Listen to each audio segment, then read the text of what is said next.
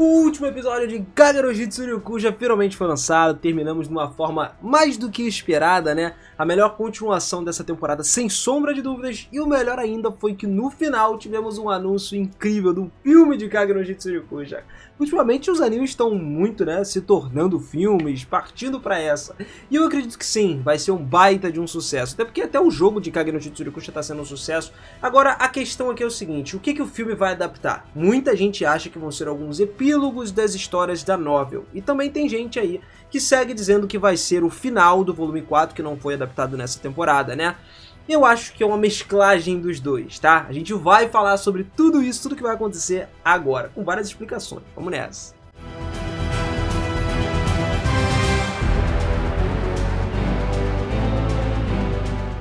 Fala, seus otakus, beleza? Eu sou o Miras e sejam muito bem-vindos a mais um videozão aqui no canal. E olha só, família, é muito bacana a gente acompanhar, né, a trajetória, toda a fama que Kage no Jitsuryu trouxe. A segunda temporada foi até que rápida com relação à primeira, né, pra ela ter vindo, e eu não duvido de que o filme seja do mesmo jeito, não. Vai vir ano que vem, tá? Aposto nisso daí, com certeza. Ele já tá até sendo produzido, pô. Pelo menos a gente acredita nisso. Só que a ideia aqui vai ser o seguinte, cara. Segundo a imagem promocional que foi solta pra gente aí, Kage no Jitsuryu Lost Echoes vai adaptar o arco do Cid no Japão novamente. O último episódio já terminou adaptando ele à entrada do portal lá, depois de derrotar o Mordred, né, depois de ter derrotado o Ragnarok, e a Beta indo junto com ele. Mas o filme não vai começar direto do volume 4, né, continuação direta. Ele vai contar uma história de fundo da Akane, que aparentemente apareceu em alguns epílogos justamente sobre como a vida dela foi depois da morte do Minoru. Tanto que a lápide na imagem lá, na imagem promocional, indica a morte do Cid, né, ou do Minoru na vida.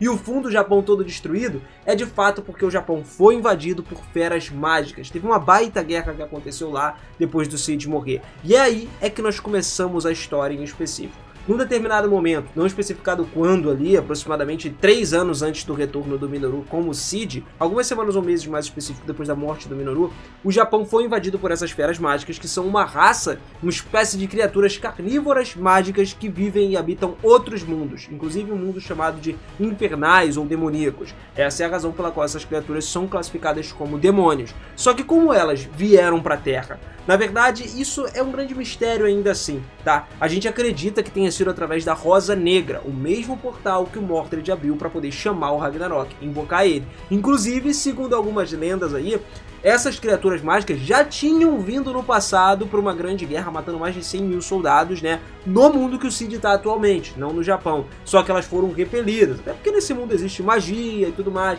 Então você tem uma mínima chance ali, uma possibilidade de lutar contra esses monstros. Mas na Terra, não tem, cara. A gente não tem armas mágicas nem nada. A arma normal, mano, com certeza não destrói um exército inteiro dessas feras. Então acaba que eles dominaram o Japão inteiro. Pessoas normais não sobreviveram. Um ano depois da invasão das bestas mágicas, a Akane participou de um projeto ali num assentamento humano chamado Arcadia. A Akane foi basicamente uma cobaia da criação de guerreiros para combater essas espécies invasoras. Arcadia era só aquele assentamento normal como qualquer outro que tentou sobreviver depois da queda do Japão. Um dia começou a espalhar vários rumores de que outros países tinham criado guerreiros chamados cavaleiros que usavam magia para combater essas feras mágicas. Aí a magia veio pro mundo. Talvez o Cid quisesse até entrar nessa, né? Se ele tivesse no mundo ainda, provavelmente como um protagonista, ele teria sobrevivido a essa invasão e tivesse se tornado um cavaleiro. Mas, quer as pessoas acreditassem ou não, o povo do Japão estava desesperado por uma solução. Os principais cientistas de Arcadia, entre eles Akira Nishino, o irmão mais velho da Akane, e o marido da Yuka, que é uma outra cientista, começaram a estudar magia e tiveram sucesso quando a Akane se tornou um cavaleiro. A Akane eliminou várias feras ali que vagavam pelo território de Arcadia. Desde então, Arcadia foi muito elogiada pela descoberta, se tornou um símbolo para os japoneses sobreviventes, cara. Só que logo mais os humanos se juntaram a Arcadia para se tornarem cavaleiros e os refugiados encontraram um refúgio seguro contra esses monstros. Mas o Akira deu início ao projeto depois de descobrir a existência desses guerreiros chamados Cavaleiros, e o projeto teve o sucesso com a irmã dele ganhando habilidades mágicas, e logo as pessoas apelidaram ela da primeira cavaleira, a Akane, né? Apesar do sucesso surpreendente do projeto do Akira, ele ficou ainda insatisfeito com os resultados e ele continuou fazendo as experiências na sua irmã, contra a vontade de um dos cientistas. Ironicamente, então, a queda de Arcadia não ocorreu na mão das Feras Mágicas, mas sim do primeiro Cavaleiro, que estava defendendo todos eles. Mesmo que a Akane fosse poderosa o suficiente, ela tinha problemas em controlar as habilidades dela por conta do que ela estava sendo usada, né? O irmão dela, estando insatisfeito, ele decidiu colher o sangue dessas Feras Mágicas e injetou mais na irmã dele, por total arrogância, por controle sobre algo, né, um poder que seja proibido. E aí o tiro saiu pela culatra, de uma forma horrível, porque o novo poder dentro da Akane fez com que ela se enfurecesse e destruísse Arcadia, matasse muitas pessoas, incluindo o marido da Yuka, cara. Com a morte de Arcadia agora, toda a esperança desse mundo foi destruída e a unidade que o povo do Japão tinha também foi destruída. As consequências da queda de Arcadia ainda seriam sentidas anos depois, no futuro, já que os japoneses foram agora levados a lutar uns contra os outros por recurso, mano, por mão de obra. O trauma desse evento aí fez com que a Akane enterrasse isso na memória dela bem fundo, tipo, apagou, é como se ela tivesse tendo uma amnésia completamente desse negócio todo. E agora, com amnésia tanto ela quanto o irmão, a Akane e o Akira, eles fugiram e se refugiaram em um outro grupo chamado Messias, cuja base tinha sido montada na universidade da falecida família deles. Só que no fundo do subconsciente, a Akane manteve algumas vagas lembranças desse evento e logo desenvolveu uma imensa culpa e também várias tendências suicidas, valorizando mais a vida humana como resultado disso tudo. Durante o seu tempo lá no Messias, a Akane e o Akira subiram muito rápido na hierarquia e logo se tornaram a capitã e o cientista, os dois ali. Mas devido a algumas coisas ali, muitos membros de lá, incluindo o seu próprio esquadrão, chamaram a Akane de salvadora. Só que, cara, apesar de receber esses elogios, ela rebateu que era um exagero deles. Ela só estava fazendo o que ela podia fazer. Durante o seu tempo lá no Messias, então, a Akane frequentemente relembrava do tempo dela no ensino médio, muitas vezes fantasiava o Minoru vindo salvar ela de novo, quando as coisas ficavam difíceis, né, como aconteceu lá no primeiro episódio da história. E aí é que nós entramos direto no volume 4, que vai ser a adaptação do filme também, depois disso tudo, obviamente. Agora, com 20 anos, a Akane, do lado do esquadrão dela, foi investigar um hospital abandonado para onde 3 cavaleiros desaparecidos tinham sido enviados. Ciente de que essa área era uma área de nidificação, né, para essas feras mágicas, todas elas ficavam por lá, a Akane protestou contra a decisão de acompanhá-las, só que acabou cedendo a essas preocupações. Então, depois de matar dezenas de feras mágicas, ela descobriu uma quantidade anormal de cadáveres de feras mágicas lá. E ela especulou que era uma façanha que só poderia ser realizada por uma besta Apex, que ela apelidou de Bruto, né, uma besta muito mais forte, antes que os membros do esquadrão dela encontrassem 2 sobreviventes ali. Um deles, ainda assim, possuía sintomas potenciais de despertar, né, como ela mesma. Então a Akane tomou a iniciativa e afirmou pela segurança deles, ordenando que levassem de volta para a enfermaria do Messias. Se a gente for olhar da visão do Cid, nessa hora, partindo do final da última temporada, ele estava pensando que ele, depois de ser sugado pelo portal, seguido pela Beta, ele ia partir daquele mundo. Os dois acabariam, depois disso, num Japão pós-apocalíptico, que eles não entenderam nada, na casa de um falecido conhecido, Tanaka. Lá, eles dois trocaram de roupa, com o Shadow se deparando com o esqueleto do Tanaka para notar marcas de mordida anormais nele. Então, depois de sair da casa dele, cara, do falecido conhecido, eles entraram num lugar diferente. A Beta reconheceu, pegou um jornal também, né, que o Shadow usou durante o grande conflito comercial. Pro seu horror, quando ela descobriu que nenhuma das coisas que ele ensinou foi ideia dele, ela ficou perplexa, mano. Essas paradas que o Shadow ensinou pra todo mundo veio desse mundo e ela não sabia. Mas o Shadow decidiu ainda assim que ele precisava voltar pro outro mundo antes que ela pudesse aprender japonês. E aí foi quando eles notaram o cheiro de morte. A dupla então chegou ao hospital para testemunhar os cadáveres dos membros ali desaparecidos do Messias, que foram enviados à investigação aérea. E aí, cara, quando eles notaram, eles se prepararam para uma emboscada e começaram a eliminar dezenas de feras mágicas na sequência. Que foi justamente o que a Akane encontrou junto com o grupo dela quando eles entraram lá. Quando eles ouviram um passo ali, tanto o Cid quanto a Beta, né, mesmo vindo do andar de baixo, o Shadow já ordenou para a Beta que agisse inconsciente, né, enquanto a Akane e o esquadrão levavam eles para a base. Eles fingiram tudo que estava rolando ali. E quando o Shadow acordou na enfermaria, a Yuka pediu para ele relembrar todos os detalhes do que aconteceu. Só que o Shadow convenceu todo mundo de que ele não lembrava de nada, assumindo o nome da reencarnação dele e fingindo ser um irmão carinhoso para a irmã mais nova dele, a Beta. Daí o Cid começou a explicar mais tarde a Beta que eles tinham que assumir o pseudônimo Minoru e Natsumi para eles se infiltrarem na Terra e buscar uma maneira de voltar para casa antes de serem levados pela Akane e e pelo Akira, né? E aí, lá na enfermaria do Messias, a Akane, do lado do seu irmão, foram informados pela enfermeira Yuka sobre as condições dos dois sobreviventes. Ela informou que o menino não se lembrava das lembranças, né? O Cid. Ele só lembrava do seu nome. E quando soube que o nome dele era Minoru, a Akane ficou muito surpresa, cara. Ela notou uma certa semelhança entre ele e o Minoru falecido, o colega de classe dela.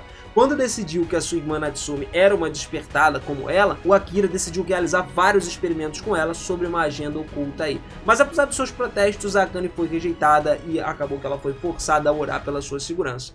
Algum tempo depois, quando a enfermaria estava super lotada, a Akane decidiu levar o Minoru sob uma custódia, né? Pela suspeita da semelhança dele entre ele e o Minoru falecido mesmo, né? Eles tinham que ter alguma correlação para ela. Então, a enfermeira ficou muito chocada, apesar das preocupações, e a ex-aluna garantiu que não tinha motivo para se incomodar, já que ela era uma adulta agora, e ele é uma pessoa jovem. Então, depois da conversa, um ex-colega chamado Yudai Saejima confrontou ela sobre toda essa situação, falando sobre a superlotação do local e tal, e ele sugeriu que ela deveria fazer desse garoto, do Minoru, um exemplo, né? Fazer ele, na verdade, como se fosse uma cobaia e ser comido pelas feras mágicas. Porra, ela ficou revoltada com essa parada pela sugestão e começou a rebater as falas dele, como resultado acabou irritando o cara. Agora, enfurecido, ele saiu revelando o conhecimento do passado dela. E aí, meu irmão, piorou, que eles tiveram que discutir e depois de uma certa discussão ali com seu ex-colega de classe, a Akane foi verificar Natsumi. Mas apesar de afirmar que cuidaria dela, o Akira se preparou para uma debandada de feras mágicas e revelou que ele e a sua equipe de pesquisa geral descobriram os restos do Bruto, tá ligado? Aquele monstro que a gente falou. A Akane confrontou então sobre as suas prioridades agora, só que o cientista simplesmente ignorou ela e saiu, enquanto ele pensava só em si mesmo e pensava inclusive que ele não ia falhar dessa vez em criar um peão mais poderoso e maleável do mundo, mais do que a própria irmã dele. Parece que o irmão dela estava mais obcecado em criar um super soldado do que qualquer coisa. No dia seguinte, a Akane ajudou o Minoru a se mudar para o quarto dele, né, aproveitando a oportunidade para fazer ele usar o uniforme da escola do falecido Minoru, implorando para que ele mudasse, e quando ele mudou, ela viu ele vestido, né, com o uniforme da escola lá. Cara, nessa hora, sem o conhecimento dela de que era o Minoru só que como Cid, ela foi atingida por várias memórias distantes, pensando no Minoru a ponto de chorar histericamente quando viu seu colega de classe mais uma vez em uma forma semelhante. Depois de relembrar então, ela saiu para limpar todas as roupas dele enquanto ele esperava lá no quarto. Enquanto ele tomava um banho, Yudai invadiu o quarto dele e confrontou o Minoru. Ele estava cheio de ciúmes, né? Ele acusou o garoto de ser um espião e tentou torturar ele para que ele confessasse. Só que acabou que Akane flagrou isso tudo aí, esse abuso de poder, e ficou enfurecida, cara. Ela interveio, defendeu o Minoru, dizendo que ele estava lá só há 2 dias, cara. O espião já estava ali dentro há muito mais tempo.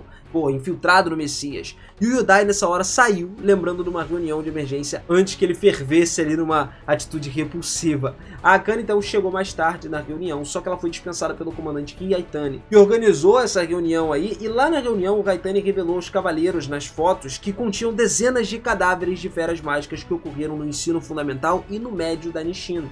Yudai ficou um pouco chocado e negou a sugestão de que uma pessoa fosse capaz de fazer esse tipo de coisa, porque elas encontraram lá, né, no caso pensando agora que seria o Cid ou a Beta fazendo isso. E mesmo que o comandante tenha apontado que o primeiro cavaleiro poderia ser o responsável por conta disso, a Akane, né, apesar de especular quem poderia realizar tais feitos assim, o Kaitani refutou que não tem prova de que tenha sido ela.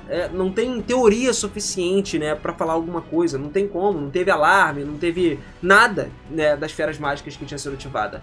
Então assim, depois de um pouco a Akane se juntou aos seus companheiros cavaleiros para defender a sua base. Apesar de fazerem um grande esforço, os cavaleiros defensores foram gradualmente derrotados porque as feras começaram a invadir lá. E a Akane decidiu atacar a Horta como isca para atrair eles para longe da base. Mas apesar do protesto do seu superior, ela foi, né? Apesar dos seus esforços, ela quase foi morta quando de repente uma figura vestida de preto apareceu e limpou as feras restantes ali antes de desaparecer. Shadow tá no comando.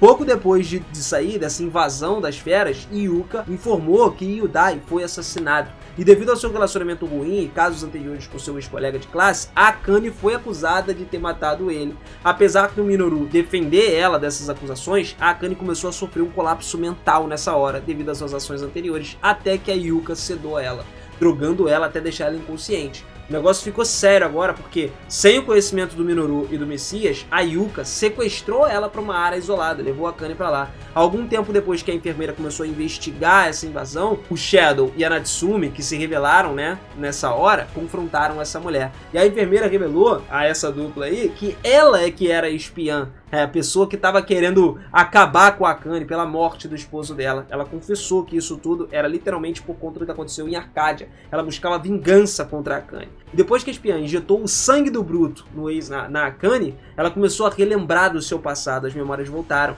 E ela foi incapaz de processar tudo que ela tinha feito, cara. Então ela voltou ao estado dela de primeiro cavaleiro, ficou furiosa depois de matar o espião. E aí, meu irmão, acabou com tudo. Foi nessa hora que teve uma luta pra libertar ela, o Cavaleiro Furioso agora, né, contra o Shadow. O Shadow foi quem lutou contra a Akane, teve vários ataques, desviando de tudo até subjugar a Akane com algumas correntes mágicas, fazendo ela voltar ao normal. Agora, essa figura misteriosa aí, que pra ela era uma figura misteriosa, disse pra ela pra ter cuidado, pra não ser sequestrada novamente, antes que ela perdesse a consciência. E essa frase foi literalmente a mesma frase que o Cid falou pra ela lá no primeiro episódio, quando ele salvou ela. Cara, ela ouviu claramente isso. Então assim, depois de salvar a Akane de si mesma, a Rosa Negra foi ativada mais uma vez, que era o portal que ligava os dois mundos, e o Shadow e a Beta partiram pra lá pra retornar pro mundo deles de volta, com a Akane inconsciente agora. E aí, do nada, a Akane acorda num outro lugar, totalmente estranho pra ela, relembrando do que aconteceu, né, que esse Cavaleiro Negro tinha falado pra ela,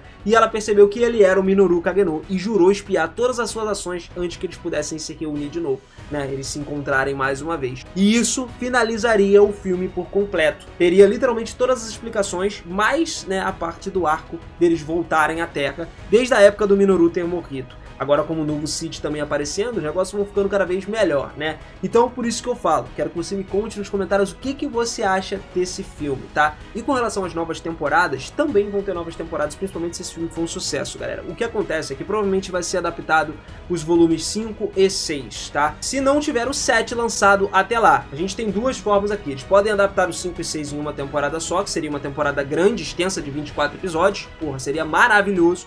Ou então, se lançarem o volume 7, vão ser adaptados de novo, um volume e meio, mais um volume e meio. Então terminariam com 3 volumes certinho, 5, 6 e o 7. Isso daí é uma coisa que eu gostaria bastante de ver, mas dependendo da história, cara, como o volume novo, o 6, que lançou agora há pouco tempo, ele é uma história linear, não tem um corte de história para coisas diferentes, eu acredito que ele seja adaptado todo em uma temporada. Então eu apostaria sim numa temporada com 24 episódios, seria muito bom da gente ver. Mas quero saber a sua opinião também sobre isso, então bota aí nos comentários pra gente trocar uma ideia. E não esquece, cara, se você quiser acompanhar mais Kage no Jutsu Kusha, quiser saber tudo sobre esse filme, porque vai ter análise aqui no canal e também sobre mais da história, se inscreve no canal e ativa esse sininho. Não sai daqui sem fazer isso, pra você ficar por dentro disso tudo, beleza, galera? Tamo junto sempre, beijo no coração e eu vejo você na próxima. Até mais. Valeu!